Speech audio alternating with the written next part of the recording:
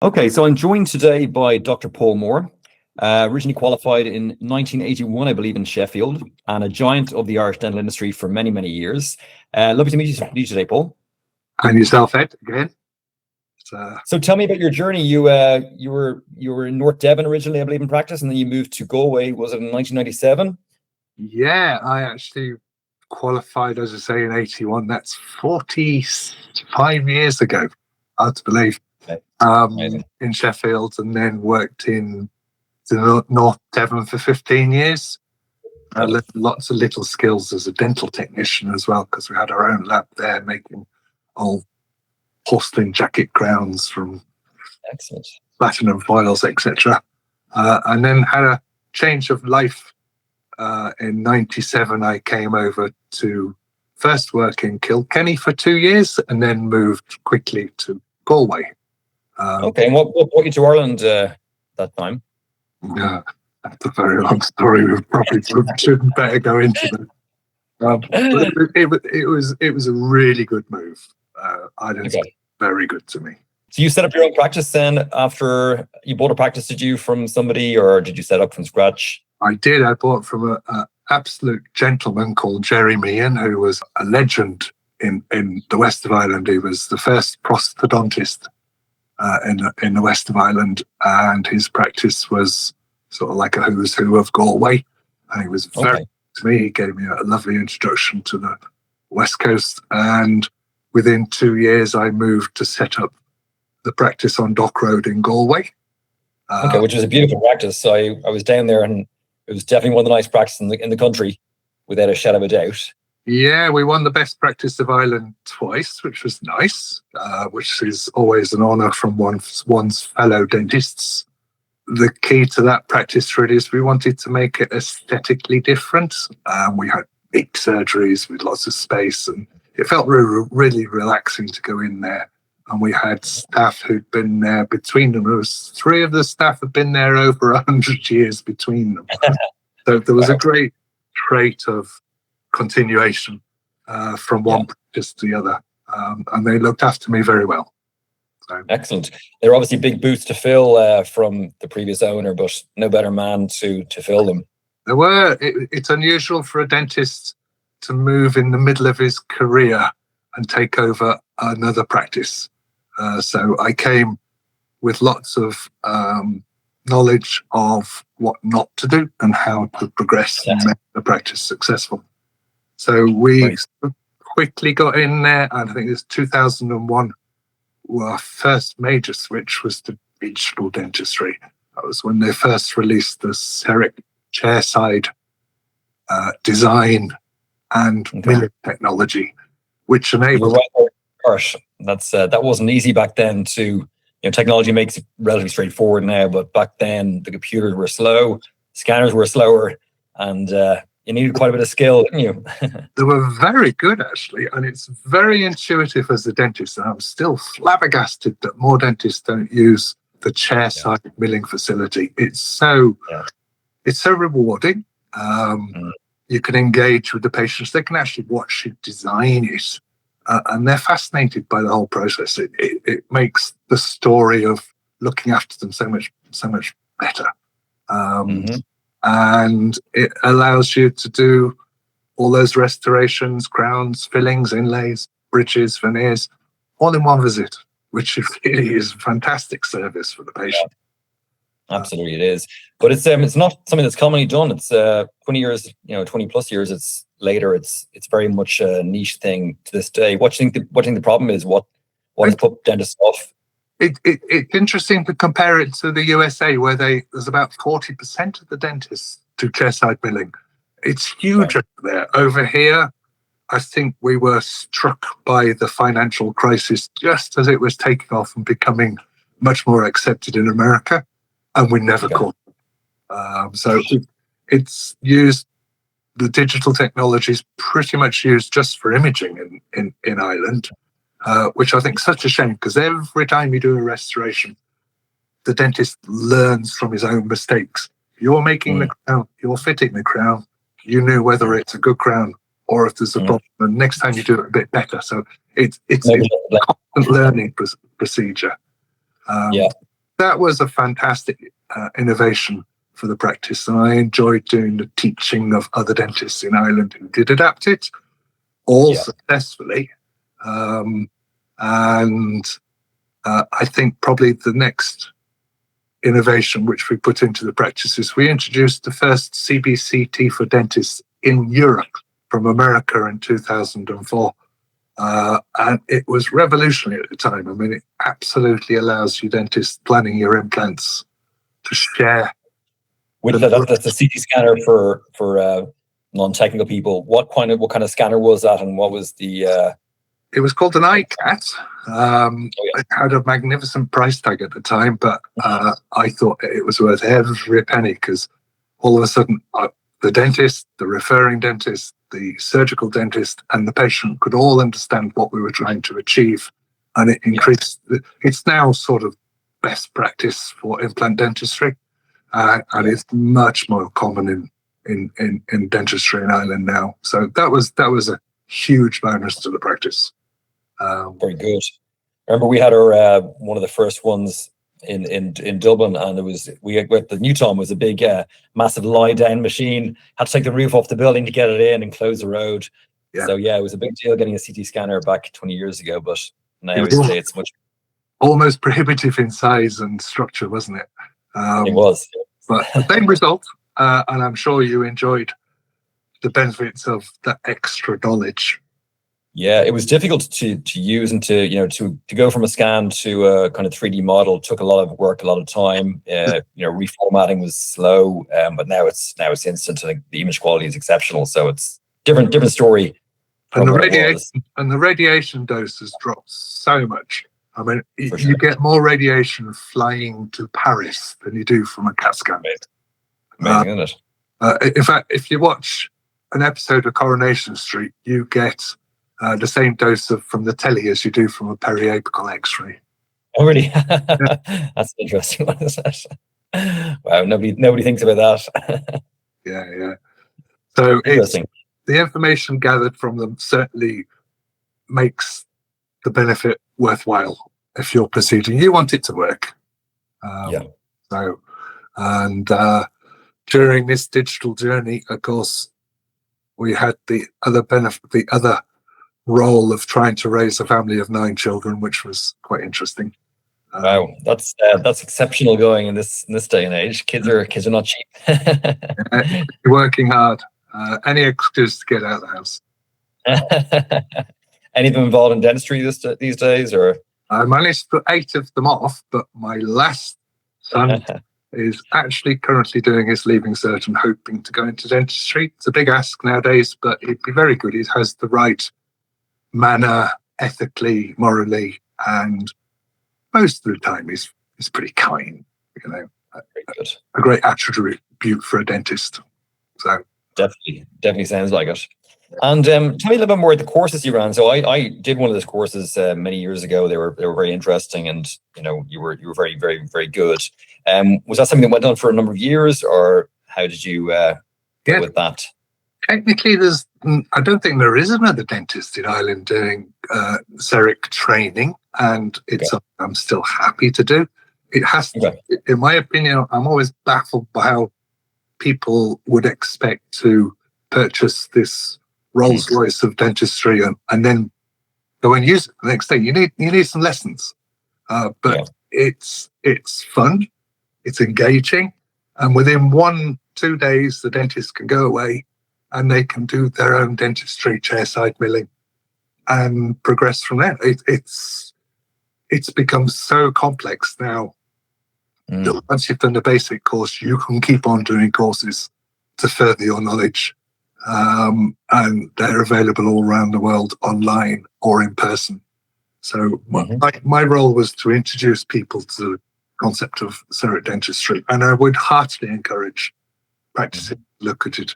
It is such a cost saver for the practice and such a bonus for the patients. I'm just delighted everyone's using the cameras for digital imaging. We will, on a first visit with the patient, we'll scan the patient, we'll sit them up, and we'll talk them through their design, their clinical observations on a huge, great big screen that they can understand.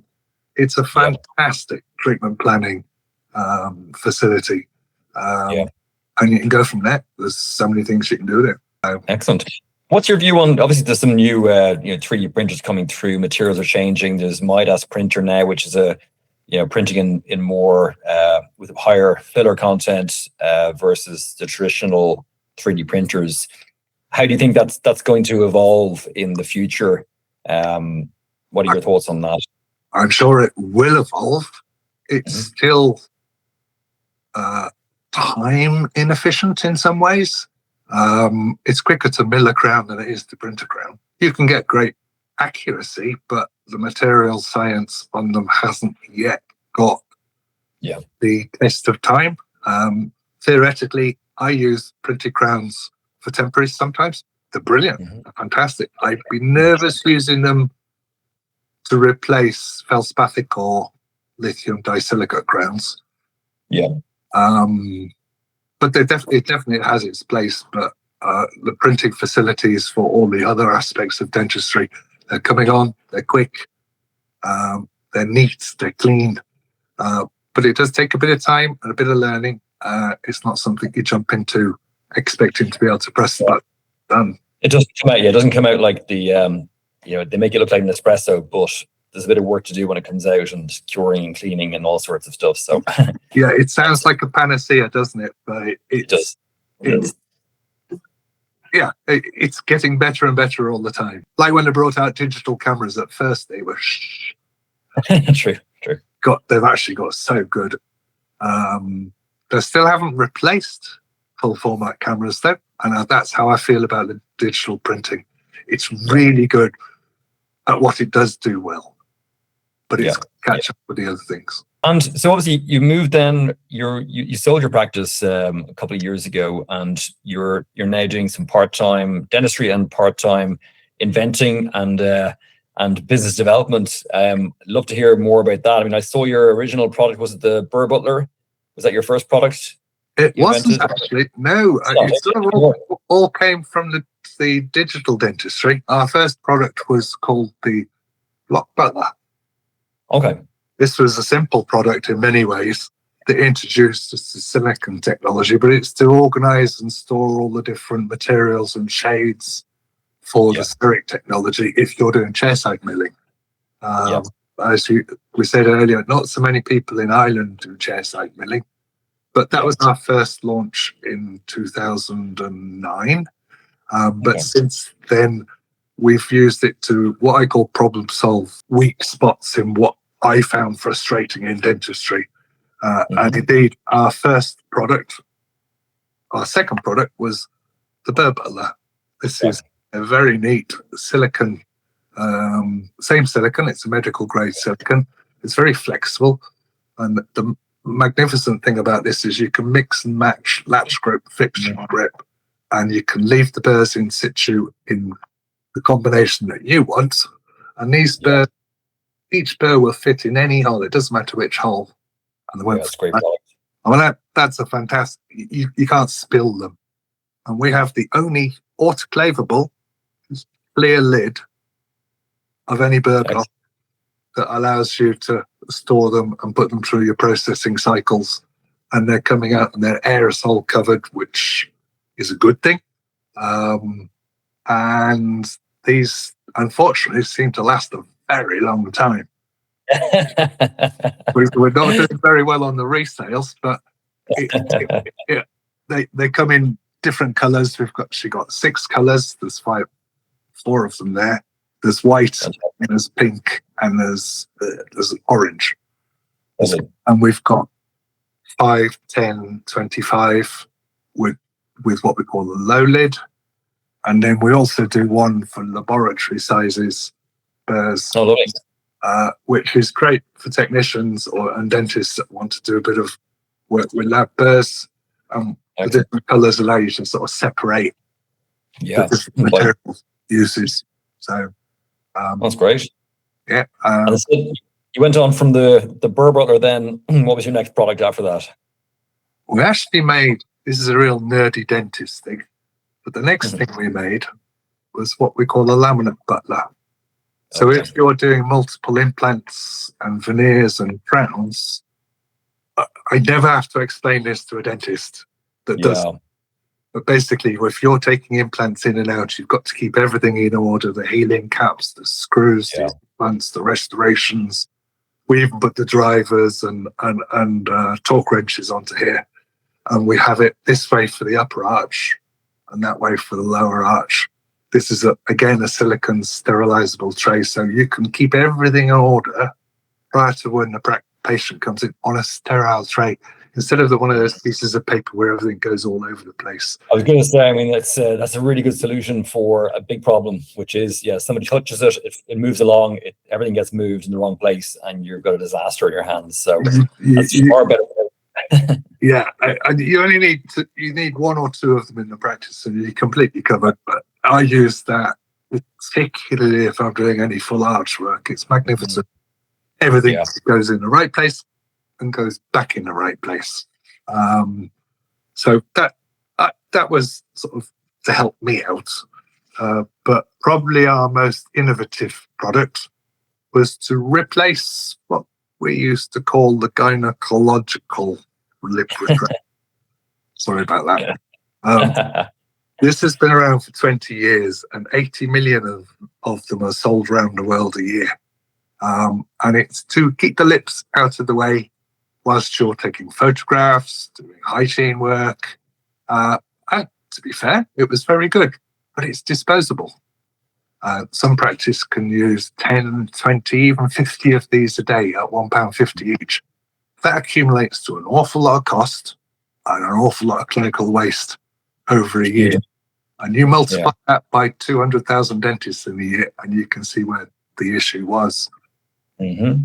So we wanted to make an alternative that was reusable, and we made a silicone retractor. Actually, to be fair, I should say we made a silicone retractor. This is the first one that we made, and it was black to act as a photo contraster. And when you're using this, we size it by height, not by width. And it's really soft, and it's got different inner edges to engage the freeney for the individual differently. Mm-hmm. And it's got these we call them buckle flanges, that allow a little bit more grip, and they keep the cheeks out of the way some. But it's really soft. It's so comfy, as they say. When we place these, again, they're really easy to place. You hold the corners, you fold them. This is what we call the taco fold. And then you literally just, there you go. That's very good. Excellent retractor. Yeah. This is the medium-sized one, which, although I've got a large-sized mouth, I'll often use the medium-sized one if I'm working on the front teeth, because I don't need to retract the back teeth. Sure. If I put the large one in, it's really big for a big mouth. And old echo. It does the cheeks too. You can see it really gives the cheeks. There's a strategy. I think we should have a competition to see who can say bottle of beer for best. So for those listening, we're just showing a retractor here in the mouth, which just literally gives great vision to dentists. And Paul has invented a better solution than the disposable ones. So really, really good product. So we've tested these to 1,000 cycles, which replaces 1,500 euros worth of disposables. Wow. And 1,000 disposables. That's where the value is. And like I say, the waste and the plastic waste generated currently from these retractors is absolutely massive. And they're all disposed of as clinical waste. So they're all burnt as well, are they? Is that how it generally works? They are. They're not landfill waste because it's clinical waste. They actually have to be incinerated. So there's a cost to your clinical waste as well. And I suppose I would always say there's no one retractor that will suit everyone every time. And it's probably good to retain a mix of some of the disposables and some of the our vision butlers. The big thing is, if you try this and you feel as though, actually, I've got the wrong size, which you often do, it's no cost. It doesn't cost you anything to throw it away and take it to the other side. With the Optrogate, that is a cost. Each right. If the patient closes and they pop out, you've just lost your £1.50, and you have to carry the stock. You have to order the stock. It has to be posted.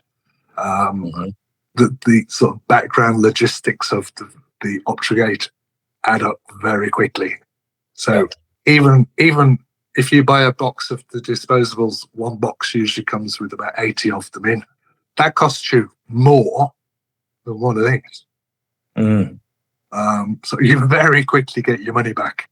Depending on how many times you use an Optrogate in your practice in a day. And you're finding the hygienists are loving this product. They're using it a lot. The hygienists seem to be our first engagement. We've had great reports, especially from those using the ProfiJet type cleaning mechanisms from EMS or NSK. Woodpecker do one as well. But it's like having a spare pair of hands. The lips are out of the way. They don't have to worry about them. And it's really comfortable. It doesn't, unlike the disposables, you can have a half-hour appointment and it hasn't dug into the freeney of your lips. So the patients have no complaints. Last year we introduced the pink one. That's a fantastic response. I think you came over to the IDS dental show. I saw you at IDS Germany, yeah.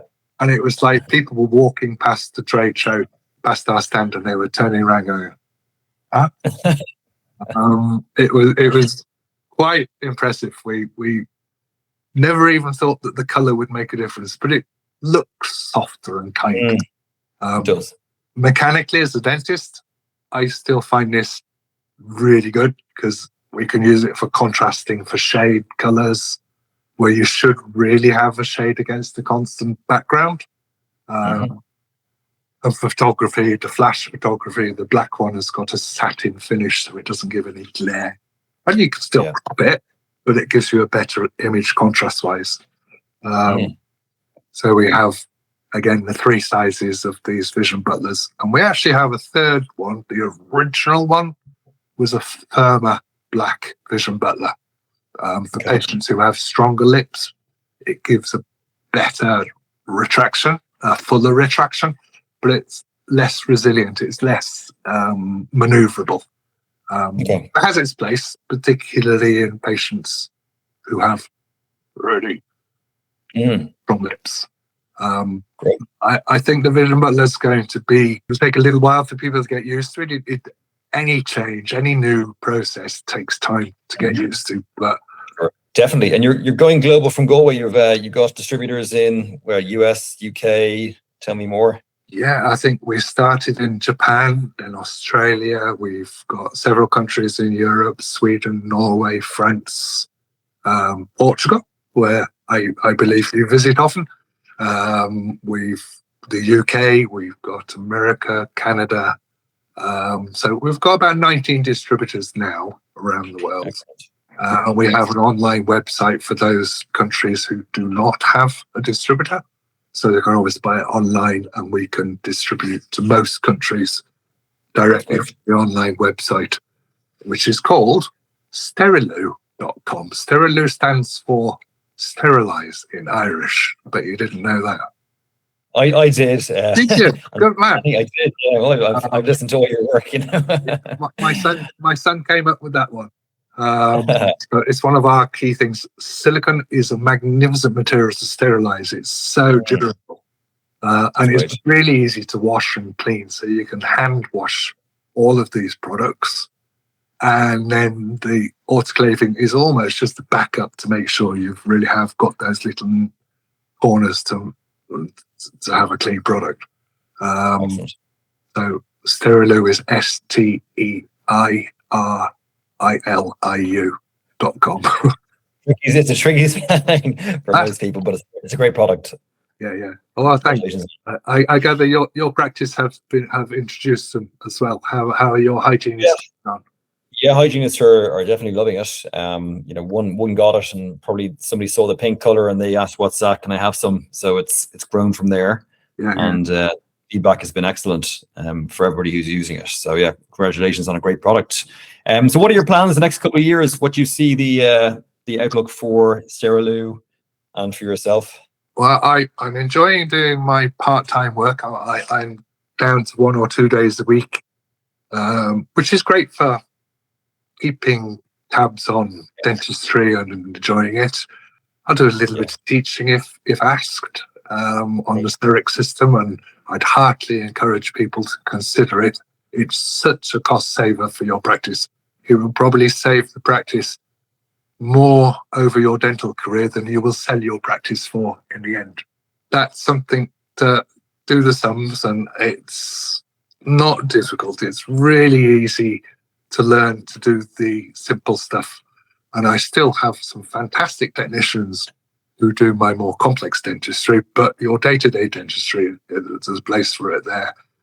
And I think with the company, we're just going to watch and see how it grows. My wife does an awful lot of traveling at the moment, going around to all the different distributors for their conferences. She's really good at it. Hazel has a great time doing it, and she's excellent with people and getting at them with a message.